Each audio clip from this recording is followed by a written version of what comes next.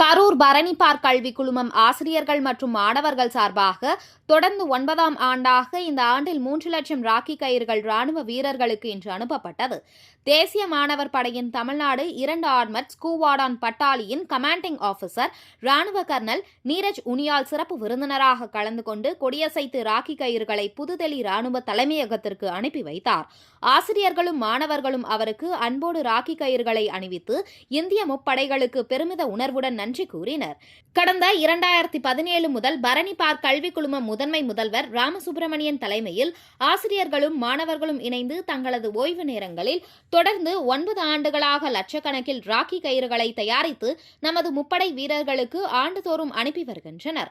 இதன் ஒரு பகுதியாக நடப்பு ஆண்டில் நமது தாய்நாட்டின் ஆபரேஷன் சிந்தூர் வெற்றியை கொண்டாடும் விதமாக 18 மொழிகளில் திருக்குறள் பொறிக்கப்பட்ட 60,000 ஆபரேஷன் சிந்தூர் ராக்கி கயிறுகள் இந்திய முப்படைகளின் வீரத்தையும் தியாகத்தையும் போற்றும் வகையில் 18 மொழிகளில் திருக்குறள் பொறிக்கப்பட்ட 1,40,000 பரம்வீர் சக்ரா ராக்கி கயிறுகள், மேலும் 1 லட்சம் அலங்கார சிறப்பு ராக்கி கயிறுகள் என மொத்தம் 3 லட்சம் ராக்கி கயிறுகளை அன்புடன் தயாரித்துள்ளனர்.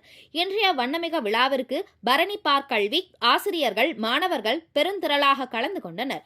ஜெய் ஜவான் ஜெய் ஹிந்த் கோஷம் விண்ணை பொளந்தது.